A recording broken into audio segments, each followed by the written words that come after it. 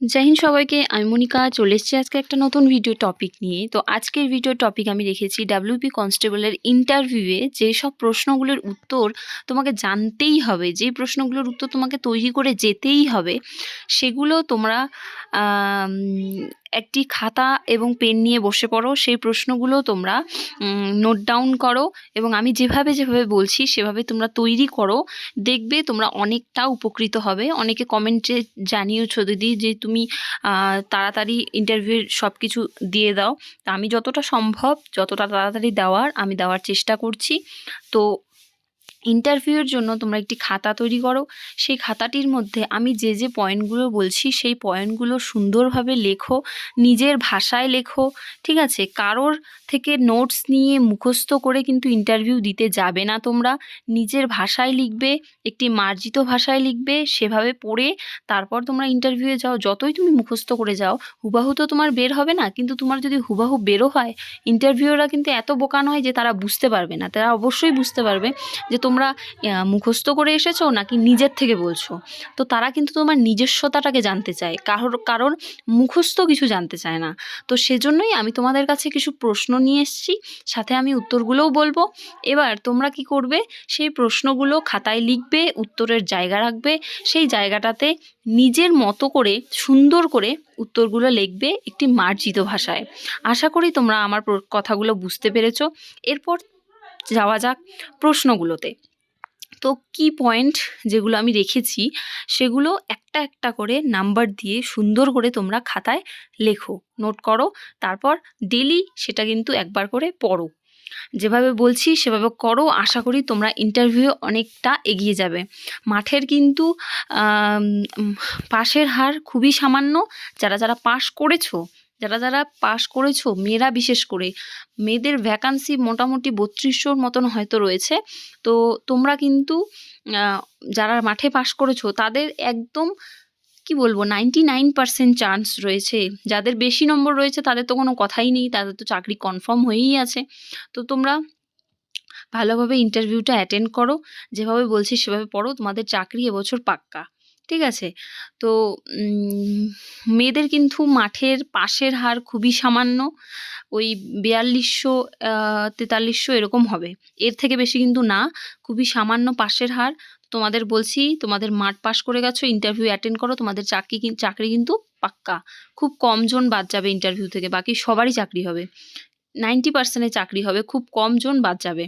তো তোমার যদি নাম্বার একটু বেশি থেকে থাকে তুমি নিশ্চিন্ত থাকতে পারো, ঠিক আছে? যদি কম থাকে তাহলে কিন্তু ভালো করে ইন্টারভিউটা দাও, আর নাম্বার বেশি থাকলেও তোমার কিন্তু ইন্টারভিউটা অবশ্যই ভালো করেই দিতে হবে।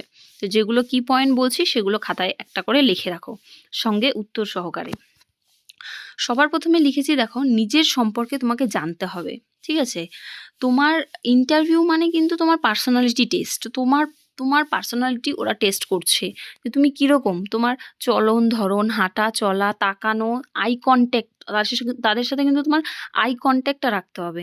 তুমি যদি ভাবো যে আমি নিচে তাকায় প্রশ্নের উত্তর দিব না, উপরে তাকায় প্রশ্নের উত্তর দিব না, এদিক ওদিক তাকানো একদম যাবে না।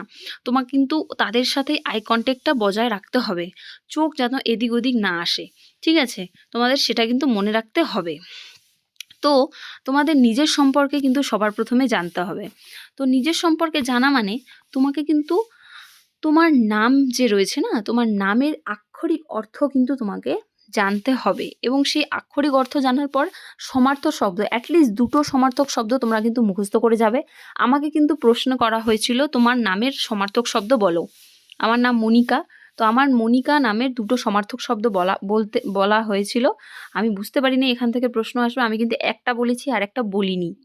তো যাই হোক, অ্যাটলিস্ট 2 থেকে 3টা তোমরা কিন্তু মুখস্থ করে যাবে। গুগলে সার্চ করলেই তোমার নামের মানে, নামের সমার্থক শব্দগুলো কিন্তু পেয়ে যাবে। তো সেটা কিন্তু মুখস্থ করে তোমরা অবশ্যই যাবে। এরপর তোমার নামের অনুসারে যদি তোমার নাম অনুসারে যদি তোমার কোনো ব্যক্তির, যদি বিখ্যাত ব্যক্তির যদি নাম থাকে, তাহলে ওনার সম্পর্কে তোমাকে অবশ্যই জেনে যেতে হবে। যেমন বিবেকানন্দ, আজকে যেমন বিবেকানন্দর জন্মদিন 12ই জানুয়ারি কী হিসেবে পালন করা হয়? National youth day. তো ওনার জন্ম কবে হয়েছিল, কেন উনি বিখ্যাত, বা এইসব ওনার সম্পর্কে একটু কিন্তু তোমাকে জেনে যেতে হবে। অনেকেরই এরকম নাম থাকে, একই রকম নাম থাকে। তো সেজন্য তোমাদের বলছি যে তোমাদের নামের মানে তোমাদের নামের যদি কোনো বিখ্যাত ব্যক্তির নাম থাকে, তাহলে ওনার সম্পর্কে কিন্তু তুমি অবশ্যই একটু করে জেনে যাবে। ঠিক আছে? তোমাকে একদম ডাইরেক্ট প্রশ্ন করবে। তোমাকে প্রশ্ন করবে, "তোমার নাম কি?" তুমি যদি বলে বিবেকানন্দ, তাহলে বলবে, "ও বিবেকানন্দ তুমি চেনো? বিবেকানন্দের ব্যাপারে একটু বলো তো শুনি, বা বিবেকানন্দ কে ছিলেন, বা কি উনার জন্মদিনে কি ডে পালন করা হয়?" এভরিথিং তোমাকে কিন্তু মুখস্থ করে যেতে হবে। তো তোমরা কিন্তু আগের থেকেই সেটা তৈরি করে নাও। এরপর তোমার জেলা সম্পর্কে কিন্তু তোমাকে জানতে হবে। ঠিক আছে? জেলা সম্পর্কে জানা মানে কি? তোমার জেলার ভৌগোলিক অবস্থান, মানে তোমার জেলার যদি পূর্ব, পশ্চিম, উত্তর, দক্ষিণ ৪ দিকে কি আছে সেটা মুখস্থ করবে। তোমার জেলার আশেপাশে যদি কোনো দেশ অবস্থিত থাকে, যদি তোমার জেলার কাছাকাছি কোনো বাংলাদেশ, বাংলাদেশ, নেপাল, যাই হোক কোনো দেশ যদি তোমার কি বলে ওটাকে, অবস্থান করে তোমার একদম তোমার জেলার কাছাকাছি, তো সেই দেশ সম্পর্কেও পড়বে। ঠিক আছে? তারপরে হচ্ছে তোমার জেলাটা কেন বিখ্যাত, ঠিক আছে? যেমন কুচবিহার, যেমন বলতে পারো যে রাজার শহর, বা তোমার কুচবিহারে কি জিনিস বিখ্যাত পাওয়া যায়। তো এরকম বিভিন্ন জেলায় কি জিনিস কিসের জন্য বিখ্যাত সেগুলো কিন্তু পড়ে যাবে। এবার সেই জায়গায় দর্শনীয় বা বিখ্যাত স্থানগুলো, যেমন মন্দির বা কি কোনো বিখ্যাত যদি স্থান থাকে, যেমন মুর্শিদাবাদে রয়েছে হাজারদুয়ারি, এরকম যদি কোনো বিখ্যাত স্থান রয়ে থাকে থেকে থাকে, তাহলে সেই বিখ্যাত স্থানের সম্পর্কে কিন্তু পড়ে যাবে। বিখ্যাত মন্দির, পুরনো মন্দির, ঐতিহাসিক স্থান, তাহলে কিন্তু মুখস্থ করে যাবে। আর জঙ্গল, অভয়ারণ্য, যদি সেই স্থানে তোমার জেলায় যদি কোনো বিখ্যাত জঙ্গল, অভয়ারণ্য, বা কোনো যদি সেই জায়গায় যদি কোনো প্রাণী যারা হচ্ছে বিলুপ্তপ্রায় এরকম যদি প্রাণী থাকে, যেন জলদাপাড়া অভয়ারণ্য রয়েছে আলিপুরদুয়ারে, সেখানে একশৃঙ্গ গন্ডার দেখতে পাওয়া যায়। তো সেরকমই তুমি কিন্তু একটু নলেজে রেখে যাবে। এরপর হচ্ছে ঐতিহাসিক জেলা হলে তার ইতিহাস। ঐতিহাসিক জেলা হলে তার ইতিহাস, যেমন কোচবিহার, মুর্শিদাবাদ। কোচবিহারের রাজার ইতিহাস তোমাকে পড়তে হবে, জানতে হবে। তোমাকে জিজ্ঞেস করতেই পারে, কোনো ব্যাপারই না। কোচবিহারের অনেক ক্যান্ডিডেটদের এই প্রশ্ন জিজ্ঞেস করে, রাজার ইতিহাস। তো তোমরা কিন্তু কোচবিহারের হলে অবশ্যই তোমাদের রাজার ইতিহাস সব কিছু পড়ে যাবে। মুর্শিদাবাদে হলে কিন্তু অবশ্যই পড়ে যাবে। মুর্শিদাবাদ, নদিয়া, এইসব জায়গাগুলোর যদি তোমার বাড়ি পলাশীতে হয়ে থাকে, তো এই বিখ্যাত স্থানগুলোর ব্যাপারে কিন্তু তোমরা অবশ্যই কিন্তু পড়ে যাবে, পড়ে যেতেই হবে। ঠিক আছে? তো এগুলো তোমরা খাতায় লিখে সুন্দর করে তৈরি করো। তারপরে তোমার জেলার নামকরণের কারণ, কেন তোমার জেলার এরকম নামকরণ হয়েছে। ঠিক আছে? তোমার জেলার কেন এরকম নামকরণ হয়েছে সে ব্যাপারেও কিন্তু তোমাকে পড়ে যেতে হবে। শুধু জেলা না, তোমার বাড়ি যেই জায়গাটায় পড়ে, ধরো যে কোচবিহার জেলার বা জলপাইগুড়ি জেলার কোনো একটি স্থান, যেমন তোমার বলতে পারো মালবাজার, ময়নাগুড়ি, এরকম। তো সেই স্থানটার নামটা কিসের জন্য হয়েছে, তো সেটাও কিন্তু তোমাদের জানতে হবে। শুধু জেলা না, তোমার ব্লকের, তোমার বাড়ির যে জায়গাটা, সেই জায়গার নামও কিন্তু তোমাকে জানতে হবে। এরপর হলো তোমার জেলার বিশিষ্ট ব্যক্তিবর্গের সম্পর্কে তোমাকে জানতে হবে। তোমার জেলায় যদি কোনো সাহিত্যিক, কোনো স্বাধীনতা সংগ্রামী, কোনো বিখ্যাত মন্ত্রী থেকে থাকে, তো ওনার সম্পর্কে কিন্তু তোমাকে জানতে হবে। যে যদি বলে তোমার বাড়ি তো কলকাতায় বা দক্ষিণ দিনাজপুর জেলায়, তাহলে তুমি দক্ষিণ দিনাজপুরের একজন বিখ্যাত সাহিত্যিকের নাম বলো তো, মন্ত্রীর নাম বলো তো, ওখান থেকে একজন মন্ত্রী উঠে এসেছেন। তো তোমাকে কিন্তু উত্তর দিতে হবে। তখন যদি তুমি যদি তোমার জেলার বিশিষ্ট ব্যক্তিদের সম্পর্কে নাই জানো, তোমার জেলা সম্পর্কে নাই জানো, তাহলে তোমার পার্সোনালিটিটা কিভাবে ওদেরকে আকৃষ্ট করবে, তাই না? তোমার জেলার সম্পর্কে তোমাকে অবশ্যই জানতে হবে। এরপর হলো বিশিষ্ট ব্যক্তিবর্গ। তোমার জেলায় যারা এসপি থাকবে, ডিএম থাকবে, মানে যিনি এসপি স্যার থাকবেন, ডিএম থাকবেন, আইসি থাকবেন, তোমার থানার যেখানে তোমার যে পিএস, সেখানে এসডিপিও, বিভিন্ন এরকম যে পদগুলো রয়েছে জেলার প্রমুখ পদ, মানে উচ্চপদস্থ পদগুলো, সেই পদগুলো সম্পর্কে, বিডিও, এনাদের সম্পর্কে কিন্তু তোমাদের পড়ে যেতে হবে। ঠিক আছে? এরপর বিখ্যাত শিল্প, তোমার ডিস্ট্রিক্ট বা তোমার যে ব্লক সেই জায়গায় যদি কোনো বিখ্যাত শিল্প থেকে থাকে, যেমন দার্জিলিংয়ে যেমন চা শিল্প বিখ্যাত, হ্যাঁ? তো সেগুলো তোমাদের কিন্তু পড়ে যেতে হবে সে সম্পর্কে। এবার হচ্ছে পরে হচ্ছে তোমার হবি কি? দেখো হবি সম্পর্কে আমি একটা তোমাদের সুন্দর ভিডিও তোমাদের করে দিয়েছি। তোমরা সেই ভিডিওটি কিন্তু অবশ্যই দেখবে। আমি আর হবি সম্পর্কে কিছু বলব না। কারণ ওই ভিডিওতে আমি হবি সম্পর্কে সব বলে দিয়েছি, সব। তো সেই ভিডিও দেখেই তোমার হবি কি সেই ব্যাপারটা এই পয়েন্টটা কিন্তু তোমরা রেডি করবে। এরপর হচ্ছে নিজের বিষয় সম্পর্কে যথেষ্ট জ্ঞান থাকা প্রয়োজন।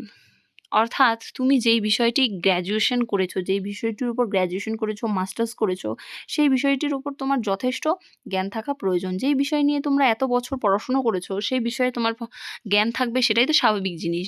কোনো তোমার বিষয় সম্পর্কে যদি তুমি কিছু বলতেই না পারো, কোনো প্রশ্ন যদি তোমার ভুল হয়ে যায়, তাহলে কিন্তু এটাতেই বোঝা যাবে যে তুমি মন দিয়ে পড়াশুনো করোনি।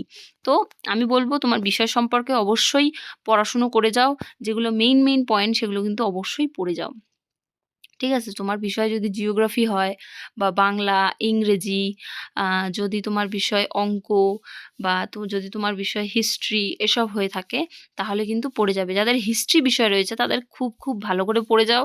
কারণ অনেকের আমাদের সময় যারা ছিল না, হিস্ট্রি যাদের মানে ছিল, তারা কিন্তু তাদের প্রায় জনকেই কিন্তু হিস্ট্রির প্রশ্ন জিজ্ঞেস করেছে। যেমন সিরাজদৌল্লা, তারপর শিবাজী, এনাদের সম্পর্কে কিন্তু জিজ্ঞেস করেছিল।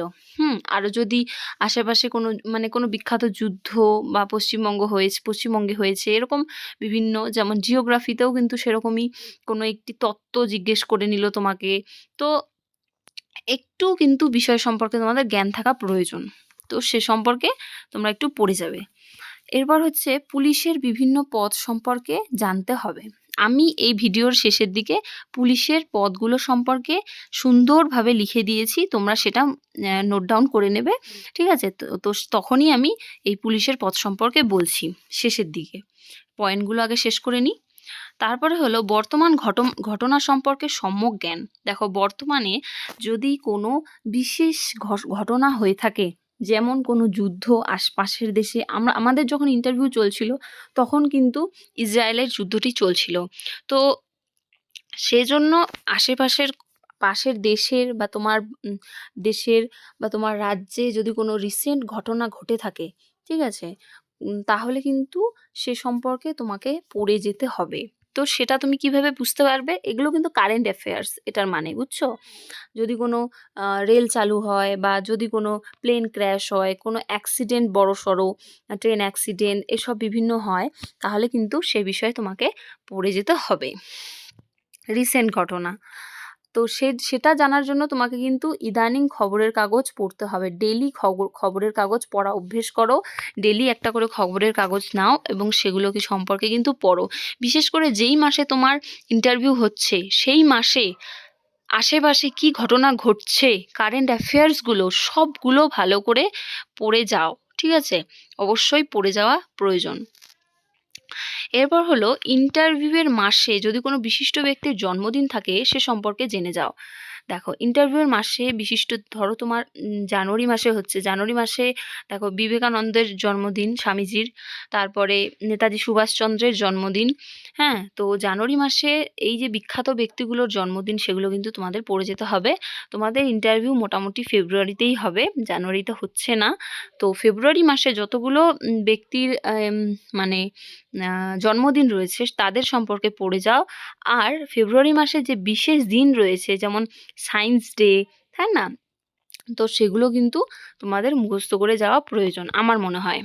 আর তারপরে পরের কি পয়েন্ট হচ্ছে, তুমি কেন পুলিশ হতে চাও? এই প্রশ্নটা কিন্তু অনেকেই বলে যে আমি ছোট থেকেই পুলিশের স্বপ্ন দেখি, আমার ছোট থেকেই পুলিশ হওয়ার স্বপ্ন। এই উত্তরটা না একদম মানে কি বলবো, সবার কাছে কমন হয়ে গেছে। আমি তোমাদের কাছে চাচ্ছি একটু অন্যরকম উত্তর।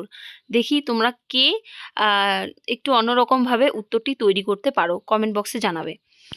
তুমি কেন পুলিশ হতে চাও? ঠিক আছে? আর হচ্ছে পুলিশের কাজ সম্পর্কে সম্যক ধারণা। তোমার কিন্তু পুলিশের কাজ সম্পর্কে সম্যক ধারণা রাখতে হবে যে পুলিশের কাজ কি, পুলিশ কি কাজ করে। এটাও এটা এই বিষয়ে তোমরা সুন্দর করে লিখবে, ঠিক আছে? তারপরে হলো বিভিন্ন সরকারি প্রকল্প, যেই প্রকল্পগুলো খুবই মানে চলছে, মানে এখন বর্তমান সমাজে যেই প্রকল্পগুলির খুবই বড়সড় প্রভাব রয়েছে, সেই প্রকল্পগুলো সম্পর্কে একটু পড়ে যাবে, কোন সালে চালু হয়েছে সেটা পড়ে যাবে।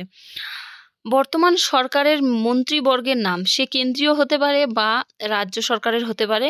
তো মন্ত্রীবর্গেদের নাম কিন্তু একটু মুখস্থ করে যাবে। আমাকে কিন্তু জিজ্ঞেস করেছিল স্বরাষ্ট্রমন্ত্রীর নাম কি। তো তোমরা কিন্তু এই কয়েকটা পয়েন্ট তোমরা কিন্তু রেডি করো, খাতায় সুন্দর করে লেখো। যদি কোনো পয়েন্টে কোনো সমস্যা হয়, উত্তর লিখতে না পারছো, তাহলে আমাকে কমেন্টে জানাবে, আমি উত্তর দিয়ে দেব। আমি প্রত্যেকজনের কমেন্টের উত্তর দিয়ে থাকি কিন্তু, ঠিক আছে? তোমরা সকলেই জানো। আর আমি কেন উত্তরগুলো বলছি না, তার প্রধান কারণ হলো আমি চাই যে তোমরা নিজে থেকে লেখো, তোমরা নিজে থেকে বলো, তোমার নিজের ভেতরের সত্তাটাকে জাগিয়ে তোলো। তোমরা নিজে থেকে যদি লেখো, সেটা কিন্তু তোমার ইন্টারভিউয়ের কাছে অনেক বড় কিন্তু প্রভাব ফেলতে চলেছে, ঠিক আছে? তোমরা অন্য কারোর লেখা মুখস্থ করে যদি যাও আর নিজে থেকে যদি লেখো, তোমার নিজের বলার যে কথাগুলো, সেটাই কিন্তু অনেকটা বেশি প্রভাব ফেলবে ইন্টারভিউয়ারের মনে। এরপরে বলছি যে র্যাঙ্ক অফ পুলিশের যে র্যাঙ্কগুলো রয়েছে, আমি তোমাদের বললাম যে ভিডিওর শেষে আমি দেবো তোমাদের র্যাঙ্কগুলো, এগুলো মুখস্থ করে যাবে। র্যাঙ্কটা কিন্তু তোমাদের অবশ্যই মুখস্থ থাকা চাই, জিজ্ঞেস করতেই পারে। তো পুলিশ হতে চাচ্ছ, পুলিশের র্যাঙ্ক জানবে না তাই কখন হয়? তো পুলিশের র্যাঙ্কগুলো সম্পর্কে পড়ে যাও। যিনি পশ্চিমবঙ্গ পুলিশের সবার যে ঊর্ধ্বে রয়েছেন, তিনি হলেন ডিজিপি, অর্থাৎ director general of police.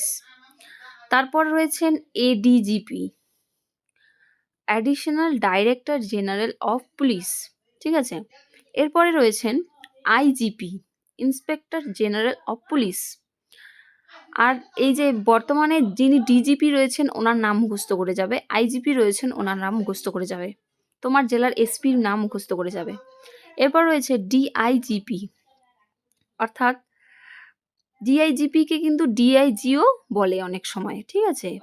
Deputy inspector general of police. SSP, senior superintendent of police. এরপর রয়েছেন এসপি, সুপারিনটেন্ডেন্ট অফ পুলিশ। এগুলো কিন্তু ঊর্ধ্বক্রমে সাজানো রয়েছে। এরপর হলো এএসপি, অর্থাৎ অ্যাডিশনাল সুপারিনটেন্ডেন্ট অফ পুলিশ। এরপর রয়েছেন DSP, deputy superintendent of police. তোমার জেলার ডিএসপি যিনি হেডকোয়ার্টার থাকবেন, ওনার নাম মুখস্থ রাখবে। এরপর ইন্সপেক্টর অফ পুলিশ, এরপর রয়েছেন সাব ইন্সপেক্টর, এরপর অ্যাসিস্ট্যান্ট সাব ইন্সপেক্টর বা হেড কনস্টেবল বলা হয়। এরপর রয়েছে কনস্টেবল। তো র্যাঙ্কগুলো ঊর্ধ্বক্রমে সাজানো রয়েছে। তোমরা র্যাঙ্কগুলো অবশ্যই মুখস্থ করে যাবে। আমি সুন্দর করে র্যাঙ্কগুলো তোমাদের দিয়ে দিয়েছি, এগুলো মুখস্থ করবে। আর যে কি পয়েন্টগুলো তোমাদেরকে বললাম না, সেই কি পয়েন্টগুলো কিন্তু খাতায় একটা একটা করে লিখবে, ঠিক আছে? আশা করব তোমরা আমার কথাটা শুনলে অনেকটাই হেল্পফুল হবে। তো আমিও কিন্তু এরকমই করতাম, ঠিক আছে? ইন্টারভিউয়ে যা কিছু প্রস্তুতি নিতাম, সব কিছুই নিজের মতন করে খাতায় লিখতাম। তো আমি যেভাবে করতাম সব কিছুই সেভাবেই তোমাদেরকে আমি করার জন্য গাইডেন্স দিচ্ছি। তো এত দূরই বলার ছিল। আশা করব তোমরা রেডি করবে খাতাটা। আর যদি ইন্টারভিউ নিয়ে কোনো প্রশ্ন থাকে, তোমরা আমাকে কমেন্টে জানাতে পারো। এছাড়াও আমি আরও ইন্টারভিউয়ের ভিডিও দেব, কিভাবে ঢুকতে হবে, কিভাবে বেরোতে হবে, সেগুলো তোমাদের 2-1 বার প্র্যাকটিস করলে, আয়নার সামনে প্র্যাকটিস করলেই হয়ে যাবে। কিন্তু জ্ঞানটা তোমাদের অবশ্যই থাকা প্রয়োজন। এরপর ঢোকা, বসা, বেরোনো সব বিষয়ে আমি তোমাদের একটি ভিডিও দেব। তো তোমরা আপাতত যা বলছি সব কিছু কমপ্লিট করো, আমি আস্তে আস্তে সব ভিডিও দেব। তো থ্যাংক ইউ সবাইকে শেষ পর্যন্ত ভিডিওটি দেখার জন্য। অনেক অনেক থ্যাংক ইউ। আশা করব তোমরা আমার ভিডিও দেখে উপকৃত হয়েছো এবং এগুলো সব কিছু খাতায় লিখে রাখবে। Thank you for watching.